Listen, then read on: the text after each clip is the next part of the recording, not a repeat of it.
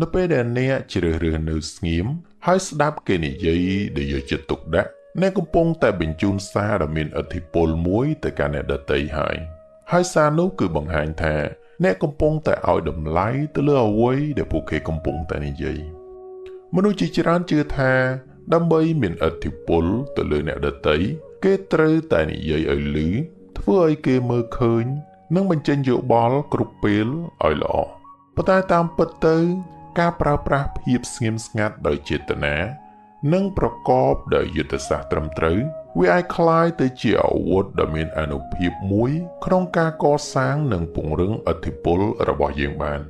ភាពស្ងៀមស្ងាត់អនុញ្ញាតឲ្យយើងផ្ដោតអារម្មណ៍ទាំងស្រុងទៅលើអ្វីដែលគេកំពុងតែនិយាយអាចឲ្យយើងយល់ពីទស្សនៈរបស់ពួកគេនិងចាប់យកនៅអ្វីដែលពួកគេកំពុងតែលាក់បាំងនៅពីក្រោយពាក្យសម្ដីរបស់ពួកគេនិយាយការយល់ដឹងដ៏ស៊ីជម្រៅនេះគឺជាគ្រឹះដ៏រឹងមាំសម្រាប់ឥទ្ធិពលព្រោះមនុស្សតែងតែបើកចិត្តទទួលយកឥទ្ធិពលពីអ្នកណាដែលពួកគេមានអារម្មណ៍ថាបានយល់ពីពួកគេនៅពេលមនុស្សមានអារម្មណ៍ថាត្រូវបានគេស្ដាប់ពួកគេទំនងជាទុកចិត្តនិងគោរពអ្នកកាន់តែខ្លាំងទំនុកចិត្តនេះហើយដែលបើកផ្លូវឲ្យអ្នកមានឥទ្ធិពលទៅលើការសម្រេចចិត្តនិងសកម្មភាពរបស់ពួកគេមនុស្សឆ្លាតគេស្ដាប់ដើម្បីយល់ចំណែកមនុស្សល្ងង់គឺស្ដាប់ដើម្បីឆ្លើយតបភាពស្ងៀមស្ងាត់នេះជួយឲ្យយើងក្លាយជាអ្នកស្ដាប់ដែលឆ្លៀសវៃបានមនុស្សដែលនិយាយមិនឈប់ច្រើនតែត្រូវបានគេមើលឃើញថាជាមនុស្សមិនសូវមានការគិតគូរឬចង់បានតែការចាប់អារម្មណ៍ផ្ទុយទៅវិញភាពស្ងៀមស្ងាត់អាចបង្កើតនូវភាពថ្លៃថ្នូរនិងបង្ហាញពីភាពជាអ្នកគិតគូរ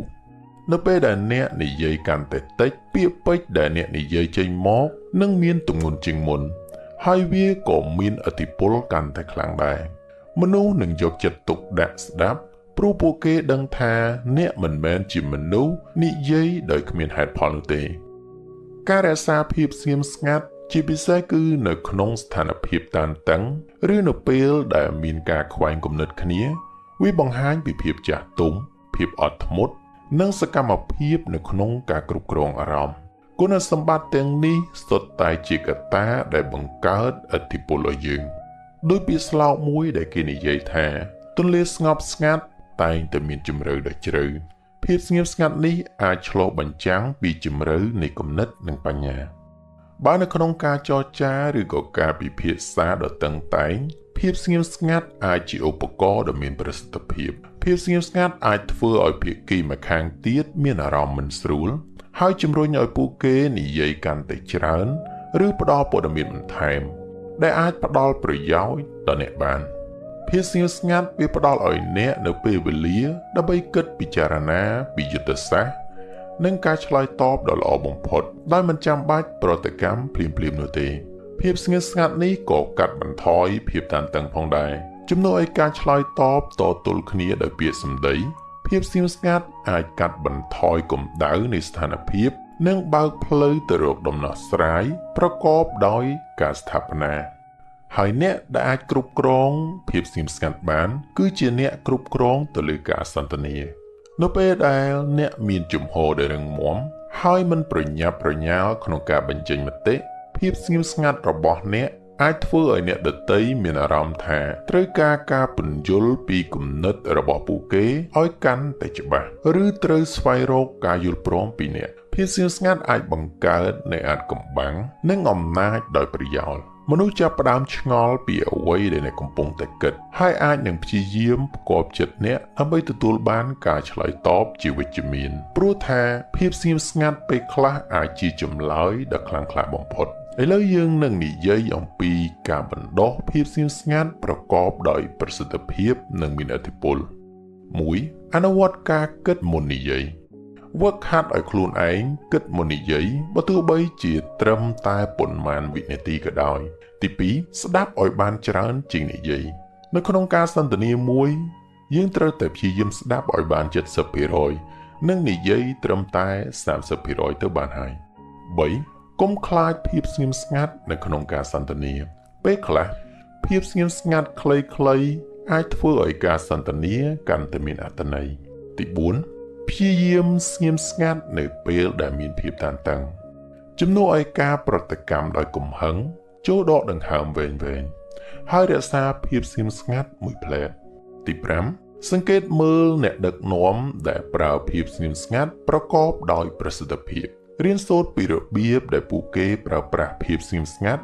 ដើម្បីបញ្ជាការយកចិត្តទុកដាក់និងសាងឥទ្ធិពលយ៉ាងណាមិញបើទោះបីជាការប្រើប្រាស់ភាពស្ងៀមស្ងាត់ដែលមានយុទ្ធសាស្ត្រល្អធ្វើយើងមានឥទ្ធិពលក៏ដោយប៉ុន្តែបើយើងប្រើខុសកលៈទេសៈភាពស្ងៀមស្ងាត់មិនត្រឹមតែធ្វើឲ្យយើងមិនទទួលបានឥទ្ធិពលនោះទេវាថែមទាំងអាចធ្វើឲ្យយើងបាត់បង់ឥទ្ធិពលនិងបាត់បង់ឱកាសទៀតផងជាពិសេសនៅក្នុងកលៈទេសៈមួយចំនួនដូចខាងក្រោមទី1នៅពេលដែលភាពអយុត្តិធម៌ត្រូវបានបំពានប្រសិនបើអ្នកឃើញការធ្វើបាបការរើសអើងឬអំពើអយុត្តិធម៌ហើយអ្នកជ្រើសរើសនៅស្ងៀមភាពស្ងៀមស្ងាត់របស់អ្នកអាចត្រូវបានបកស្រាយថាជាការយល់ព្រមឬជាការប្រងើយកន្តើយក្នុងករណីនេះអ្នកដែលប្រព្រឹត្តខុសនឹងមានឥទ្ធិពលជាងអ្នកហើយអ្នកនឹងបាត់បង់ឱកាសក្នុងការធ្វើឲ្យមានការផ្លាស់ប្ដូរឬអ្នកបាត់បង់ឱកាសក្នុងការការពារចំពោះអ្នកទន់ខ្សោយ2ពេលត្រូវការបញ្ជាក់ឬក៏ការបំភ្លឺប្រសិនបើមានការយល់ច្រឡំហើយអ្នកមិននិយាយអ្វីដើម្បីកែតម្រូវ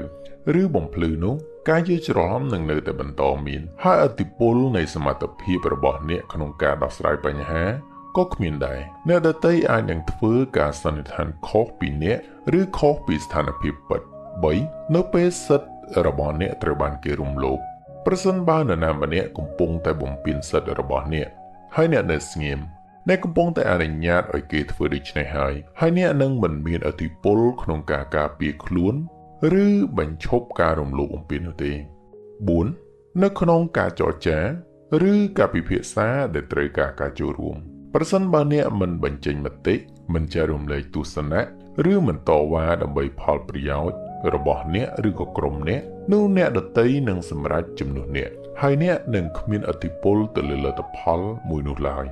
5នៅពេលអ្នកមានចំណេះដឹងឬព័ត៌មានសំខាន់ដែលត្រូវចែករំលែកក្នុងកិច្ចប្រជុំឬក៏គម្រោងការងារប្រសិនបើអ្នកមានដំណោះស្រាយឬក៏ព័ត៌មានដែលអាចជួយក្រុមបានប៉ុន្តែអ្នកនៅស្ងៀមនោះក្រុមអាចនឹងខកខានឱកាសហើយឥទ្ធិពលរបស់អ្នកក្នុងការរួមចំណែកក៏បាត់បង់ដែរ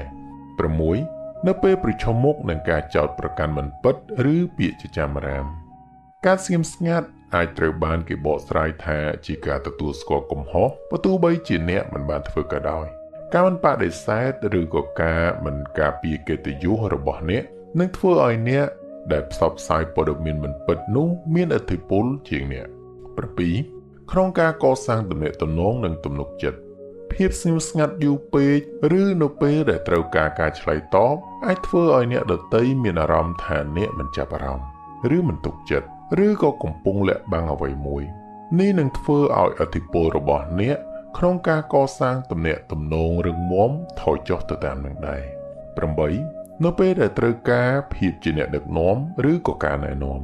ក្នុងស្ថានភាពមានវិបត្តិឬពេលក្រុមត្រូវការទិសដៅប្រសិនបើអ្នកដឹកនាំនៅស្ងៀមស្ងាត់នោះភាពវឹកវរអាចនឹងកើតមានហើយឥទ្ធិពលរបស់មេដឹកនាំនោះនឹងត្រូវបានគេសង្ស័យហើយឥទ្ធិពលរបស់គាត់ក៏បាត់បង់ទៅតាមនឹងដែរសរុបមកវិញភាពស្ងៀមស្ងាត់មិនមែនជាភាពទទេស្អាតទេឬក៏មិនមែនជាកង្វះខាតអ្វីដែលត្រូវនិយាយនោះដែរវាគឺជាសិល្បៈដ៏ទន់ភ្លន់មួយ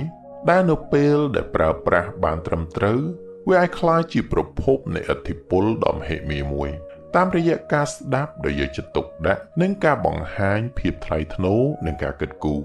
ការប្រើប្រាស់វាជាយុទ្ធសាស្ត្រនិងជំរុញឲ្យអ្នកដទៃស្វែងរកការយល់ព្រមពីអ្នកភាពស្ងៀមស្ងាត់ជួយយើងកសាងទំនុកចិត្តការគោរពនិងអំណាចក្នុងការជះឥទ្ធិពលជាវិជ្ជមានទៅដល់មនុស្សជុំវិញខ្លួនដូច្នេះចូលយើងកុំមើលស្រាលអំណាចនៃភាពស្ងៀមស្ងាត់ឲ្យសោះប៉ុន្តែត្រូវរៀនប្រើប្រាស់វាជាឧបករណ៍មួយដើម្បីបង្កើនឥទ្ធិពលរបស់យើងនៅក្នុងគ្រប់ទិដ្ឋភាពនៃជីវិតអរគុណសម្រាប់ការទស្សនាជួបគ្នានៅវីដេអូក្រោយសូមជម្រាបលា